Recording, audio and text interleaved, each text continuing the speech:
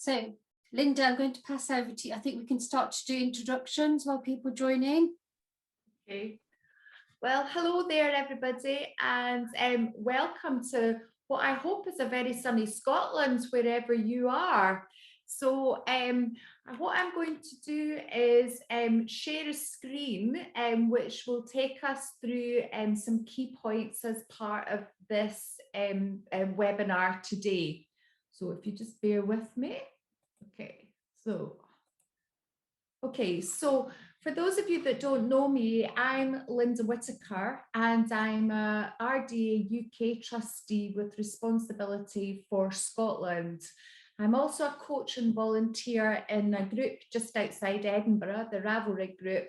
And prior to being a trustee for the UK, RDA UK, I was the Edinburgh and Borders Regional Chair. So I'm really pleased that you're able to join us tonight to talk about the Adapt and Thrive programme. I have a working knowledge of it, and I just felt that it would be a really good opportunity for the Scottish groups to be able to get together and find out a little bit more about the Adapt and Thrive programme. So in terms of the format for today, I'm going to give you a quick run through presentation about what the programme or the fund is all about. And then I'm going to welcome the Upper Nithsdale RDA group to have a bit of a discussion and them share their experience about their application. There will then be an opportunity for question and answers from yourself. But in order to pose a question, you need to use the chat function in order to put the question in place, and that will be presented to me. And questions will only be taken at that particular point in the webinar.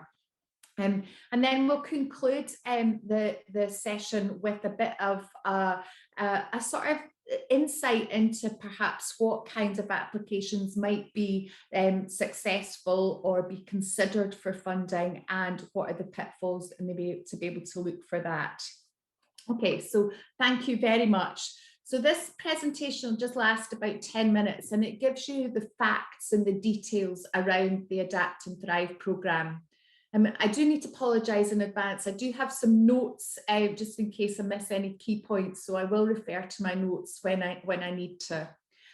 Okay, so the Adapt and Thrive programme, as it's known, or fund as it's also commonly known, is part of a Scottish Government fund of £25 million, and it's part of their community and third sector recovery programme. And that is all specifically as a result of the COVID pandemic. So it's a one-off fund that has never existed before. So originally it was open until March 2021. It opened in September last year, and it was going to run for 6 months to March. However, that's now been extended to June of this year. So for the groups that are present tonight that haven't considered applying for this, and you feel at the end of tonight's webinar that you might want to, you still have enough time to put in an application. So the fund or the programme aims to support organisations across the third sector or the voluntary sector in order to help them adapt to the challenges presented by the pandemic.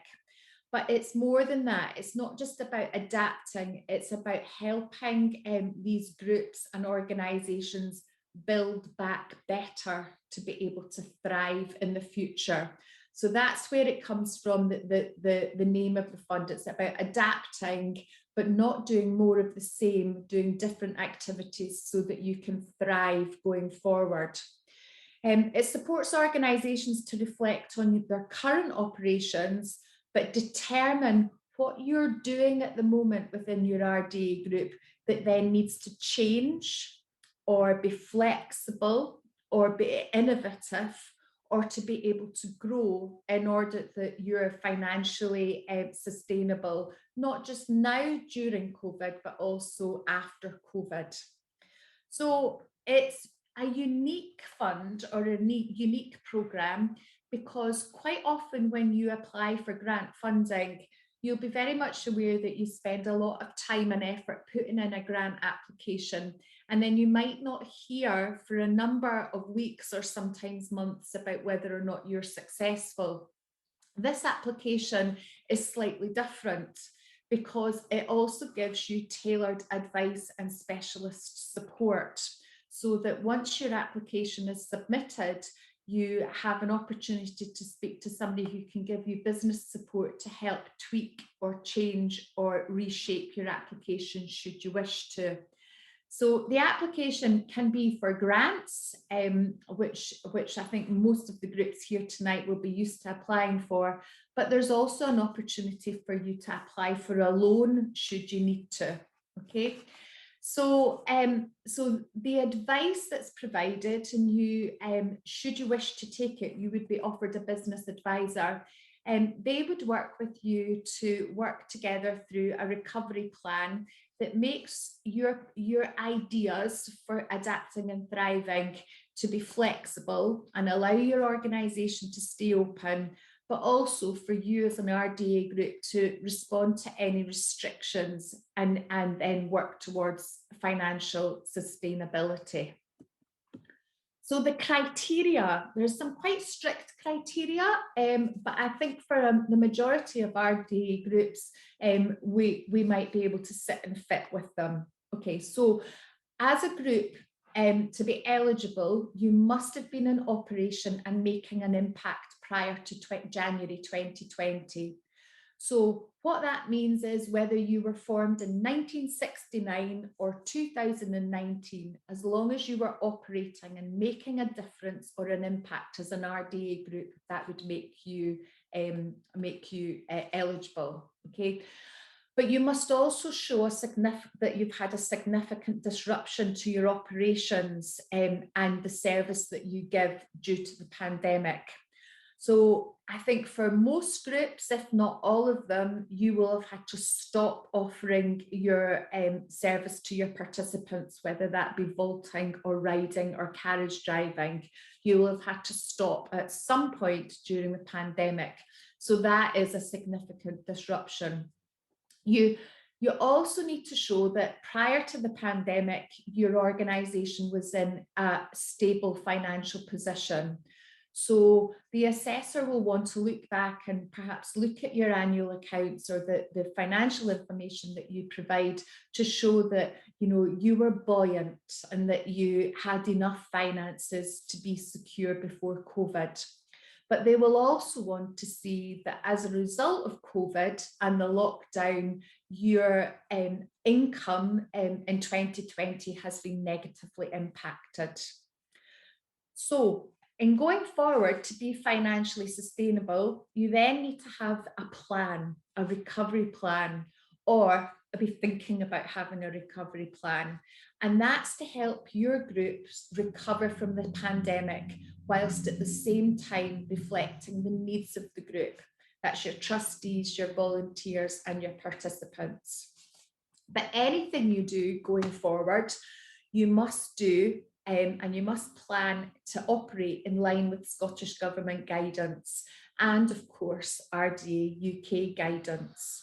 So then you also need to do is show the assessor that whatever your plan is, that you must demonstrate that you can implement that plan or implement those changes without additional funding.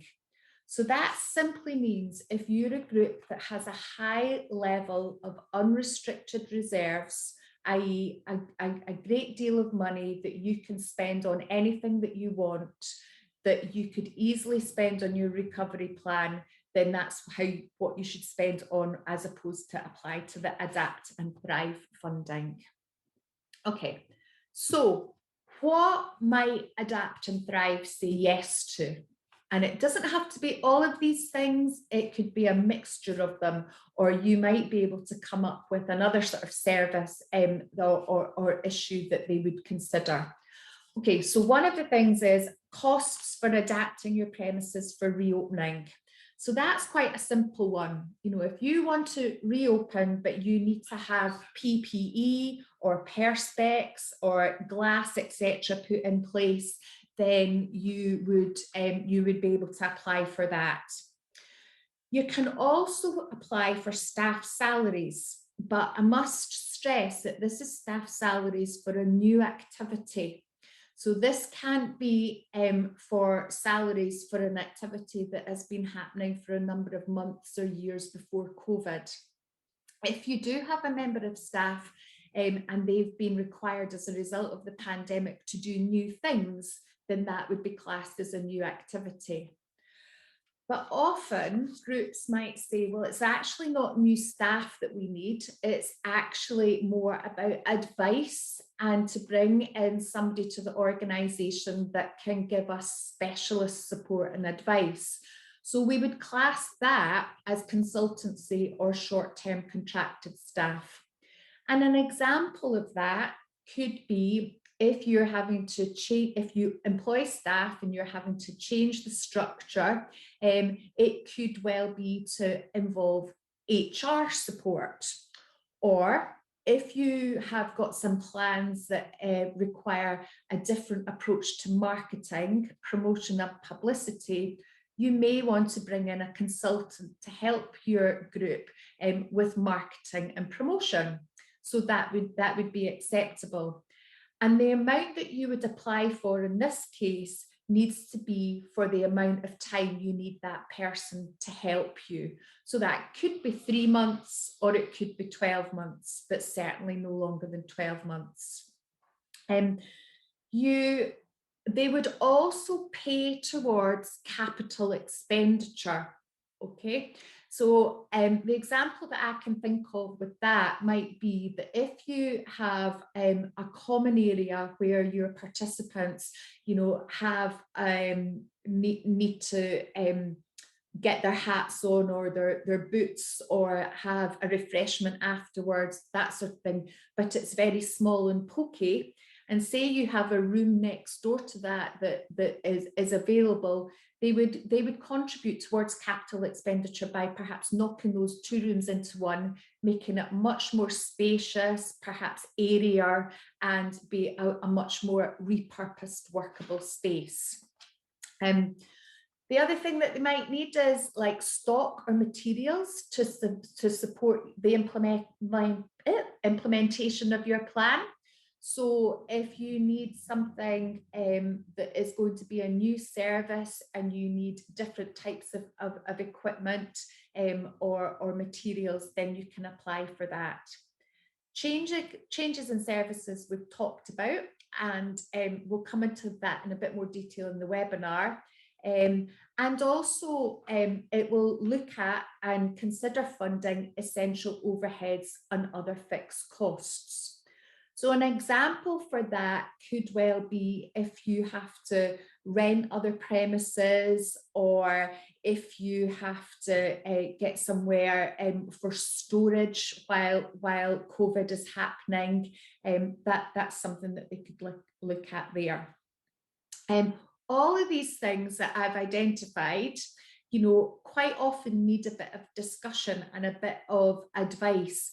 And these are the sort of things that if you're unsure about, that your business advisor that would be allocated to you as part of the grant application form would be able to support you with. And, quite often the old adage of 2 heads are better than one comes into play here, because they might be able to come up with different solutions to different problems that perhaps you haven't thought of. Okay, so what might they say no to? Okay, so they will not give you money for activities or lost income as a result of the pandemic. So say, for example, last year that you had a large summer fete organised in June, and you were expecting that to generate an income of £2,500. You cannot say to Adapt and Thrive, we've lost that money, so can you give us that £2,500? They won't pay for staff costs associated with your existing service. So if you have a coach, they will not pay for that coach to deliver the same service as they've always done. They also won't pay for retrospective costs that happened before COVID, or any historical debts that you might have. And that the activities and the goods that are funded they won't fund them if they're related to current delivery of services.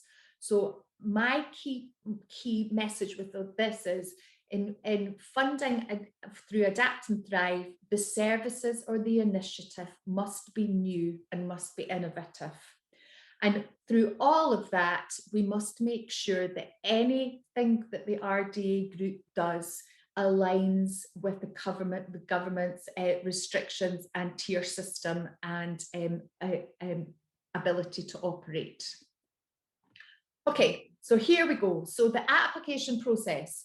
So the application, the grants, because I'm assuming at this stage that most groups would want to apply for a grant, are between £5,000 and £75,000.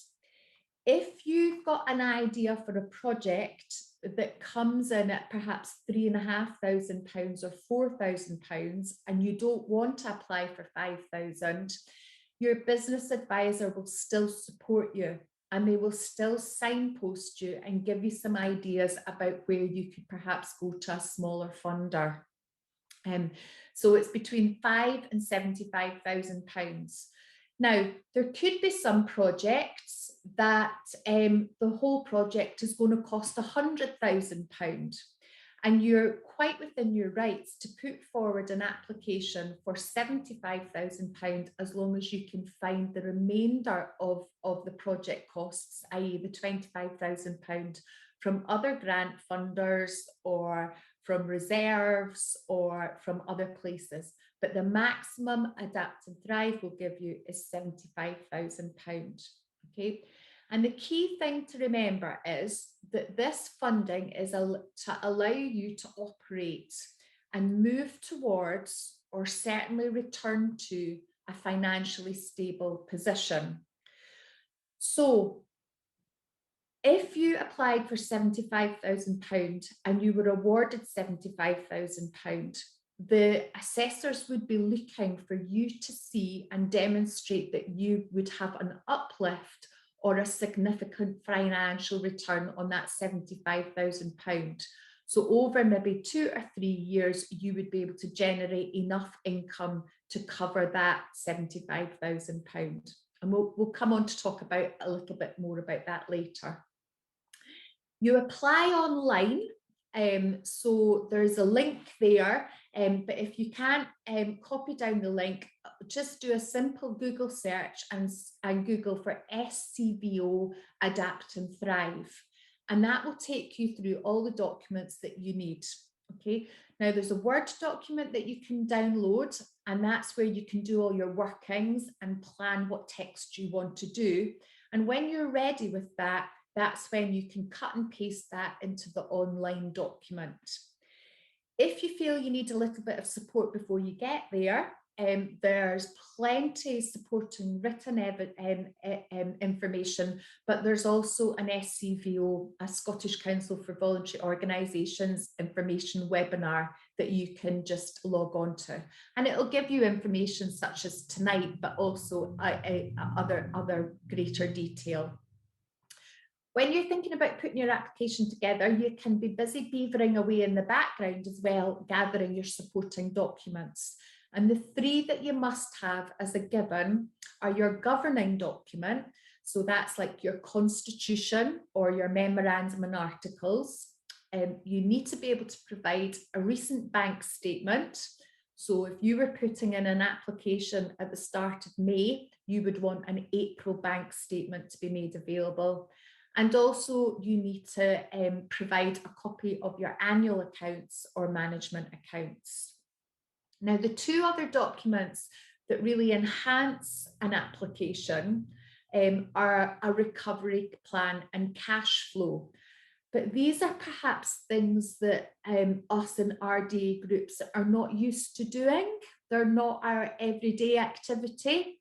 And that's where the benefit of your business advisor who will be allocated to you will be able to support you putting a recovery plan and cash flow together. So if nothing else, as part of this process, just to have a sounding board of an advisor is a bonus, regardless of whether you're successful with your grant application. So once all that's gathered together, and once you're happy with you after your business advice and you're happy with your application, it is then submitted on to the next stage. It then goes to an assessor who looks through the application and marks it against all the different criteria. A recommendation then goes to the panel, the Adapt and Thrive panel, who will decide on the outcome. Now, the outcome could be that you're fully funded.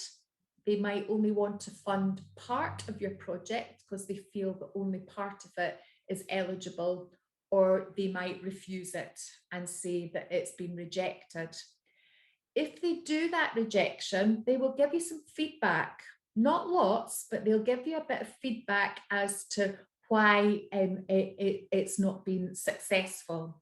And if some of that feedback can be addressed, what you then can do is change your application and reapply the very next day. So that, again, that's very different to some of the applications you might have done in previous times, where if you're rejected, they say, oh, by the way, you can't reapply for another 2 years or whatever. So, that's also a bit different for Adapt and Thrive.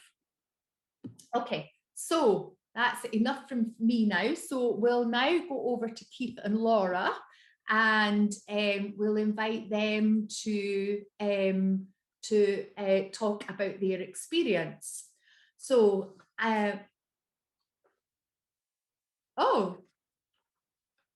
so I've just come off screen share and seen a whole load of notes, and it turns out that I've been talking for the last 10 minutes and nobody's seen my screen. Okay, well, we don't need to worry about that. What I will do is circulate the screens after the slides after. Okay, so Laura and Keith, you're very welcome. Very welcome. Okay, Keith, I can just see the top of your head. Okay, so okay, so Keith and Laura, what did you decide to apply for through the Adapt and Thrive funding?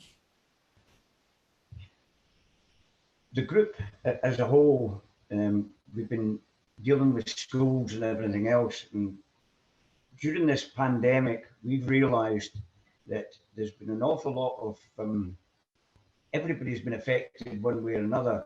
And I think a lot of people will agree that people's mental health has been affected all over the place. So we've also heard about we've also heard about equine facilitated learning, and Laura, being the patient lady she is, because she has to put up with me, we decided that this would be a way of going down, running the IDA as it is, but also including this as an extra. So that's what we got, the adapt bit. And we thought, yeah, that's just what we should apply for. And we know that there's courses being run at the moment, and we knew the price of these courses, and we thought, right, this would be handy if we could get the cost of the course, and Laura could go on this, and that would be another bow, if you like, that we could offer people in our community. So that's what we went for. Excellent. So do you feel then that Upper Nithsdale was affected by COVID? And if yes, in what way? Yes, the whole of Upper Nithsdale has been affected, like every RD place. I mean, we had to shut at the first lockdown, and this affected us, and it affected our participants. And then we reopened for a short time, and then we closed down again up until the start of this week, in actual fact. And the people that have been coming back to us, you can see that they've really missed being involved with the RDA. So yes, and I think we're now reaching a wider audience than what we did before, even. because just even today we've had a local school on the phone looking to see if we can help a couple of their pupils and things. So yeah, definitely, we up in Eskdale was quite badly affected, to be honest, with COVID. Okay. And if you, because your grant is in the system, so you don't know the outcome of your grant yet. So what difference do you think the Adapt and Thrive grant will make to you at Upper Nithsdale?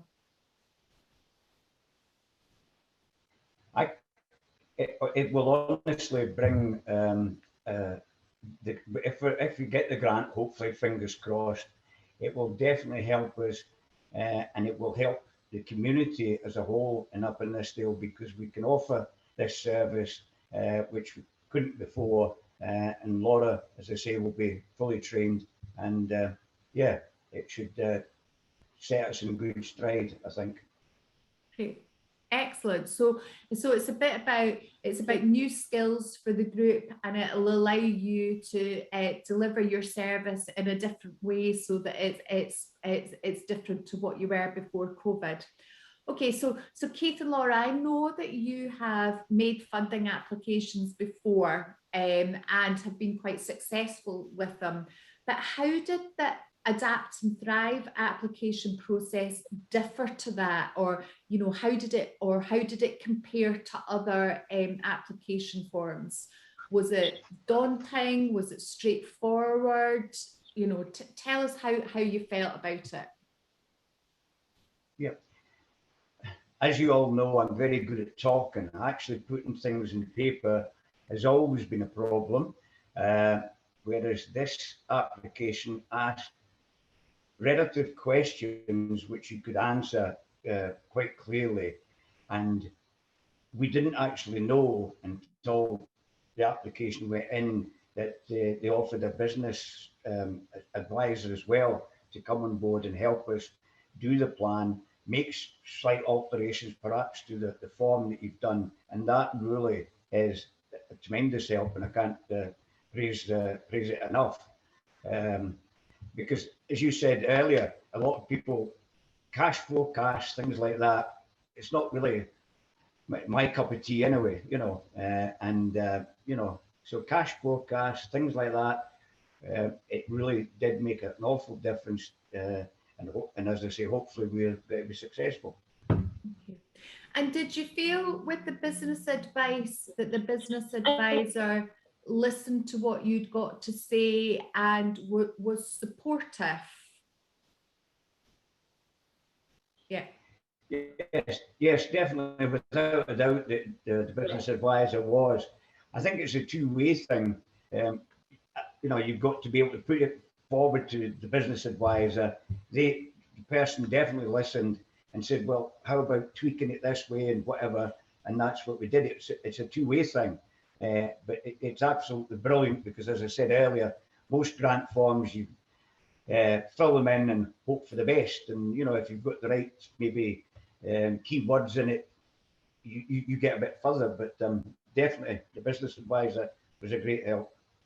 Okay, so just for the people watching, every application is entitled to business support and a business advisor, even if that's just for a couple of hours discussion, or you need something a lot more complicated or bespoke to your group, it's on offer to absolutely every application. So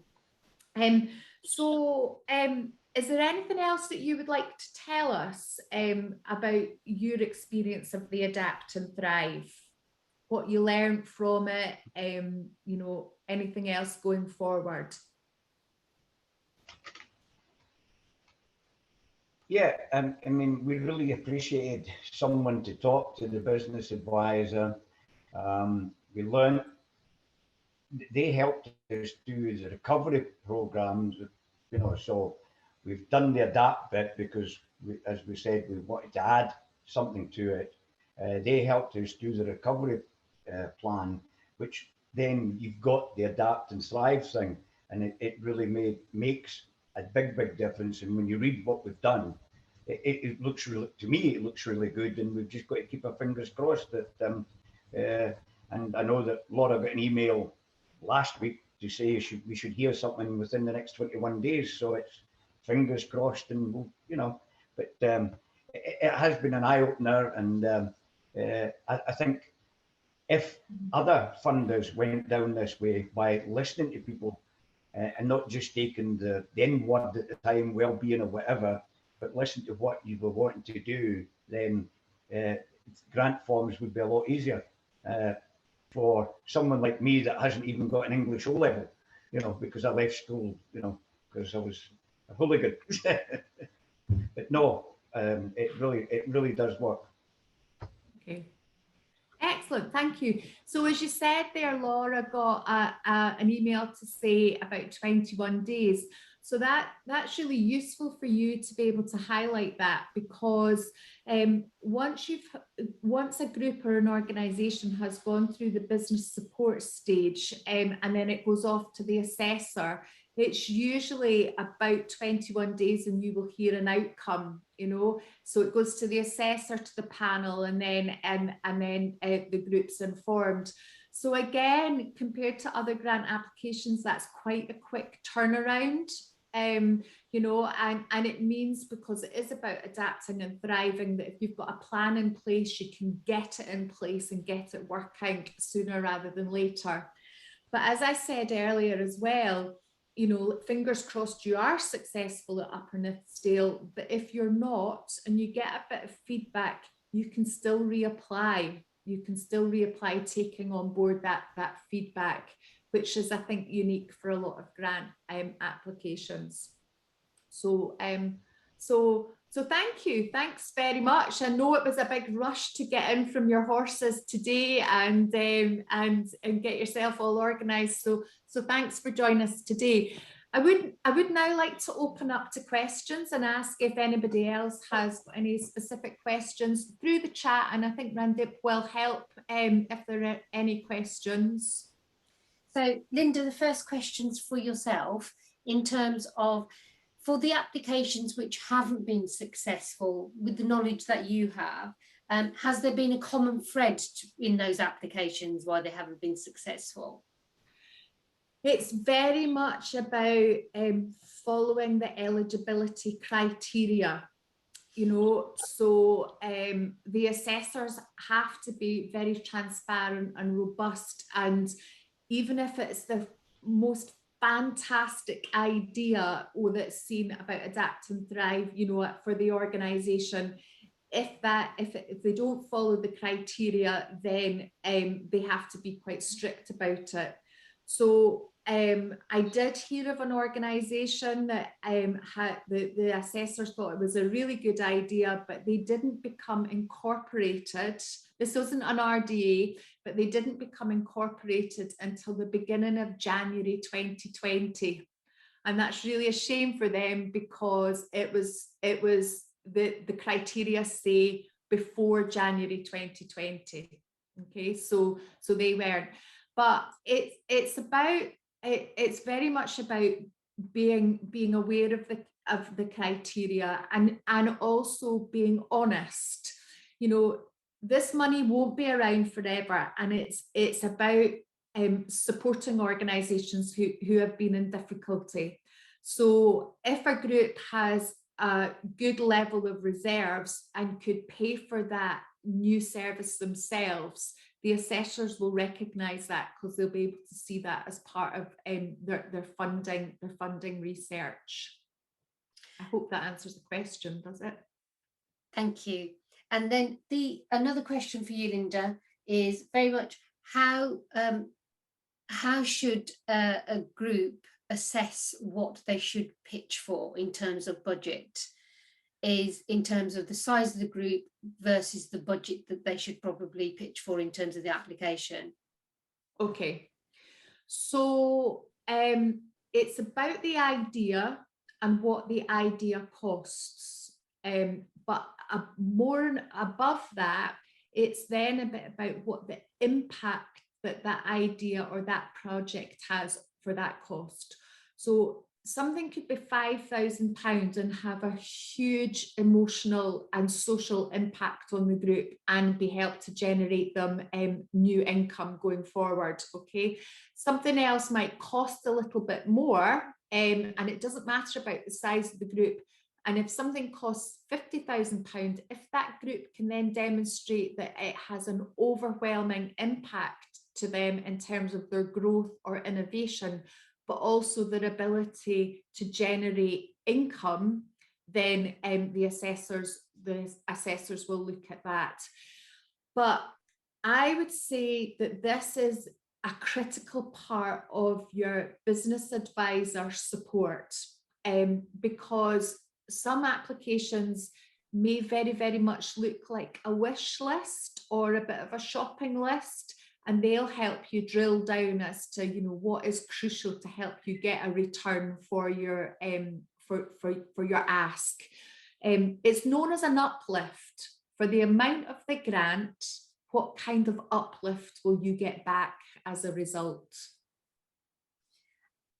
One question for Keith and Laura is, if there's one piece of advice you could give to groups which you feel is most essential in making an application, what would that piece of advice be?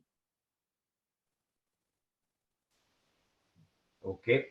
I would say to any group that this is a worthwhile thing to apply for, and every one of our groups should really think of something that they can adapt, be it what we're going for equine facilitated learning or doing more pole work or something like that. But I think every group should really have a think what they can do to adapt and, as it says, thrive, you know, and get all get the funding applications in. And I'm sure some of us are bound to be successful because of the help we've been given. You know, we're crossing everything, but normally when you go for grants, you get a yes, no, and that's it. But at least this one, they're very good because they're saying you're through to the next stage and the next stage. So you're hoping, you know, but any group that's thinking of anything, you know, the riding groups maybe buying a different sort of carriage, you know, there's all sorts of things that, you know, to adapt and thrive. That's what it's about, is just to change what you're doing at the moment. And there's money there for everybody to apply for. Thank you. I hope that answers the question. No, that's wonderful. And Linda, another question for you. Might funding stretch to cover accessibility mark costs in Scotland? And could this be something we could work up? Okay, so accessibility mark centres are riding schools and riding centres that are able and supported to take on riding for the disabled or disabled participants. And in Scotland, it's something that I think that we're looking to develop. So would this fund support it? Well, with the application, there needs to be one group or one organisation that is the lead for that application. And if it then supports a range of other groups or organisations, that has to be demonstrated within the recovery plan. But it's a lead organisation that must take it forward. So the difficulty with accessibility mark is that they are commercial riding schools. And this grant fund is for third sector, so charities, social enterprise, community interest companies, that sort of thing. So unless there was a kind of tweak to how that income could benefit our participants within a commercial riding school, that would need to be explored further. But again, that's something through debate with a business advisor that they would be able to tweak and shape going forward. But my gut with that is that the financial gain, the financial award for the grant must go to the charitable group, and it must be, the return on that must benefit that charitable group in becoming stronger, not a business. Wonderful. And there's one final question. We have always, as a group, worked with a full annual running cost in reserve. Would this affect our application as we have submitted one? Okay, so I missed a little bit of that. A full year's annual running costs In reserve. in reserves. So that's classed as restricted. Okay, so there's an opportunity in the form and with the recovery plan that if an organisation does have anything quirky about the reserves, there's an opportunity to explain it. Okay, so if you do have reserves and it's because you're a large centre, or you know what your if you were to shut down tomorrow, how much it would cost to wind up, and you can justify your year's running costs, then that would be okay. However, I think the standard practice within charitable organisations is to have up to 6 months running costs. Some even just have 3. So if they've got 3 months running costs, that's enough for them to wind up the organisation. But again, if you're worried about any of that, I wouldn't stop you. I wouldn't let that stop you putting in an application. Okay, I would put in the application, and you can shape it further with your business advisor. And if they feel that you are ineligible for any reason, you just withdraw your application. But the reason that I urge you to submit it is that if nothing else, you might not get the funding in your pocket, but you will have had the benefit of free business advice. Wonderful. Wonderful. Thank you, Linda. That's the end of the question section. Okay, so thank you. Right, my sincere apologies that you didn't see my slides before. I'm going to give it a go this time and hope that you now see them. So can people see them now? Nod if you can. Yes, right. You can. You can, right. Okay, so we've had the questions. I googled that and I found one of an RD Shetland pony asking the questions. Okay, so let's think about going forward then. It's a bit about time to adapt and time to thrive. Okay, so in summary, your project idea or your application needs to show a new service. It will not fund a service that you did before. So let's think about it. You could be riding before, but then think, well, a new service going forward could be to introduce vaulting, and that could be something that you could apply for. So what could you apply for? You could apply for training, the vaulting equipment, that sort of thing. It could also be for new ways for you to get for fundraising, that's going to create a financial return. An electronic horse, but I'll come on to that in a minute. So a horse simulator. It could be like Laura and Keith, where Laura's hoping to be trained in equine facilitation and learning, and that as a result will open up new business or new participants that she hasn't been able to work with before. One of the things that I think is good is that coming out of COVID will never be the same as a nation, as the world with COVID, and there'll be lots of people out there that will be have been touched by COVID in one way or another, whether it be they might have long COVID and not have the fitness, so RDA, it might have affected them in other ways, and an RDA service might support them. It could be emotional distress, that sort of thing. So there's lots of things that we can deliver through RDA that is perhaps new to our service at the moment. Remember that this is adapt and thrive. So this is not a sticking plaster fund just to cover up something that's happened. This is the antibiotics to make you better as an organisation and grow and be stronger. So your recovery plan has got to demonstrate some growth.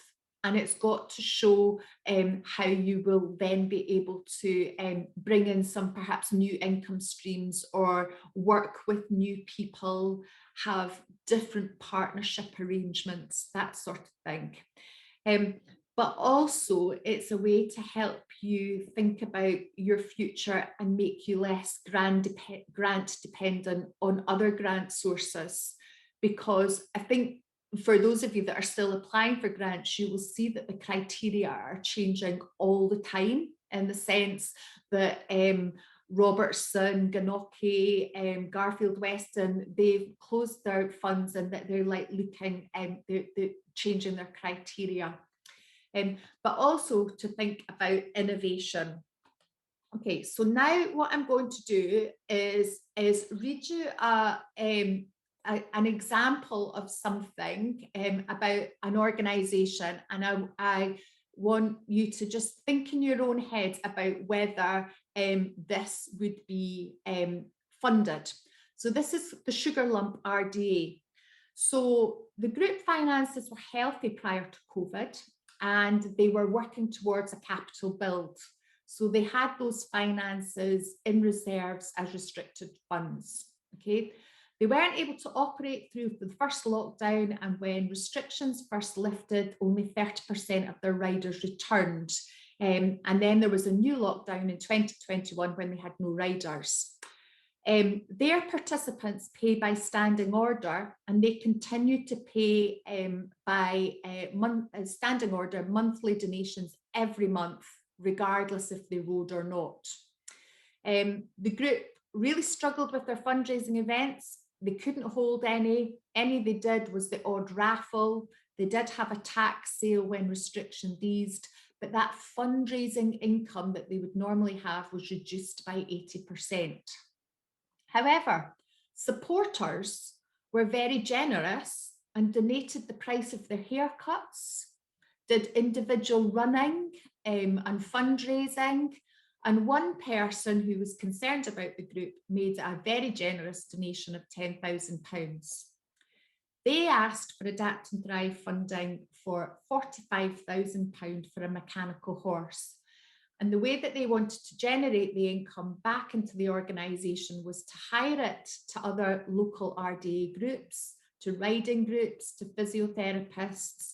And they planned in their cash flow that they would generate an income of £10,000 over 2 years.